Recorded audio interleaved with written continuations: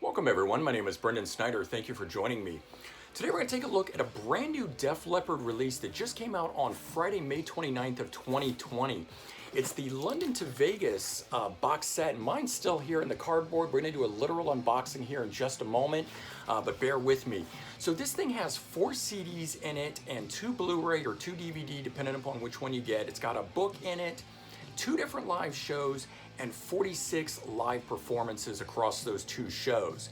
Now let me give you a little bit of context on the group just so you understand about these live releases here. So the band formed in 1977 as part of the new wave of British heavy metal, and in 1978 they released their first 3-song EP, which is this here. I got this a few years back at one of the Record Store Day releases, which is really cool to finally get a hold of. Now, 2 years later, in 1980, they released their debut album, On Through the Night, this one here. And following that, a year later, they released their second album, High and Dry. This one here is the first album that's produced by Robert John Mutt Lange, who will figure in much heavier later on. The album ultimately goes double platinum in the US.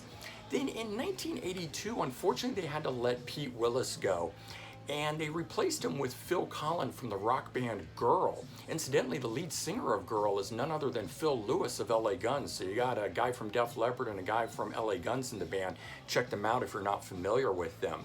But the first album that Phil Collen records on is Pyromania from 1983, also produced by Robert John Mutt Lange, and the album is ultimately certified diamond for 10 million sales in the US. Now, in 1984, through a horrible car accident, Rick Allen loses his arm, and just very unfortunate accident. But the band, not to be detoured, in 1987 bounces back with their biggest album to date, 1987's Hysteria. And this album here, again produced by Robert John Mutt Lange, it just really changes the industry. It's certified for diamond again, but this time for 12 million in sales, and it's sold over 25 million copies across the world. So the album is just monumental for not only Def Leppard, but for the industry, the way that it was recorded, and its sound and the style of it. Following the tour, and then when Def Leppard actually goes in to start recording the follow-up to Hysteria, unfortunately, Steve Clark loses his battle with alcoholism and passes away. So for 1992's Adrenalize, they actually record this as a 4-piece, and this comes out and it's certified triple platinum. So continuing on with their streak. Now for the tour, they hire former Whitesnake and Dio guitarist Vivian Campbell, and at this point the band stabilizes, and they release 5 more studio albums over the years for a total of 11 studio albums, and they've since sold over 100 million copies worldwide. But we're here to take a look at this, the box set that is London to Vegas. So let's go ahead and tear into this thing and see what we got. All right, so we'll rip this off here. All right, there we go. So let's just take a quick look at that with the sticker on the front. And the back side of it, it reads 2 Blu-ray, 4 CD, plus 40-page hardback book. Hysteria in its entirety, rarities in the classics, 2 live shows, all the hits. All right, so let's peel off the plastic on this thing here, and let's see what we've got. Okay, I'm gonna do that very carefully because I like to save those stickers that are on it. And then we've got this. Now this looks like it's very similarly done to the early years box set, and the way that that's packaged. If you've seen my review for that, you'll know what I'm talking about. So here's the book. It's a nice hard page book. Take a look inside this. Oh, it's got some great photos in here. Check these out. All right, some beautiful, great colored images. Look at that one of Phil.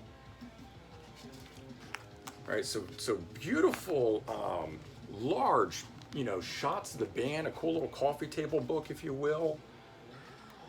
Doesn't look like there's any writing or anything within this, but a lot of really great big images. And there you go, showing the 2 different locations, the US, and of course London. Some other really great shots between the show.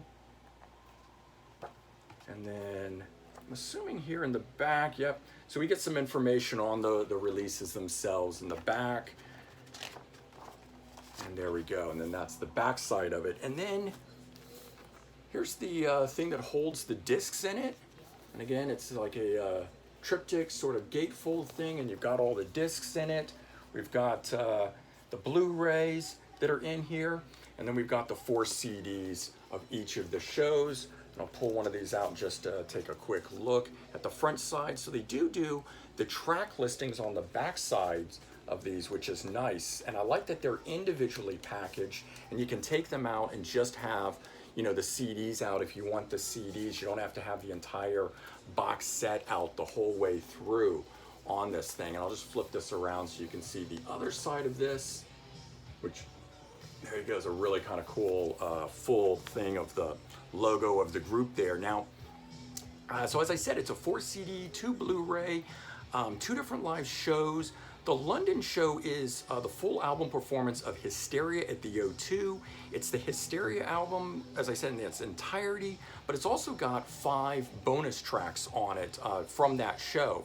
So for a total of, I believe the first one's got 18 tracks, and then the Las Vegas show, which is in the US, is called Hits Vegas, and it's you know, a hits pack set, but the cool thing is it's got a lot of deep cuts on it. Die Hard the Hunter, Excitable, Billy's Got a Gun, Paper Sun, one of my personal faves by the band, and Let Me Be the One off of X or 10. And that one's got 28 songs in its set list, 4 of which are done as an acoustic performance in the middle of the show, which is kind of cool.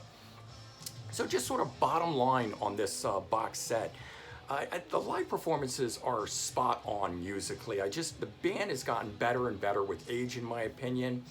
Joe does an amazing job vocally, hitting lots of the highs, making the songs sound like they're original classics that they are. And surprisingly, I think he sounds the best on the older songs, which I would think would be the hardest ones for him to sing. Of the 2 videos, I actually prefer the London O2 performance. Visually, I just think it's spectacular. But in terms of the songs and the set list, I actually prefer the Las Vegas performance because of those rare cuts that are in it. Of course, lucky for me, I get both of them in the same box, so can't go wrong with that. So, all right, I hope you enjoyed this, and if you did, please remember to comment, like, and subscribe. Let me know your thoughts, and I hope everyone has a great day. Take care. Bye-bye.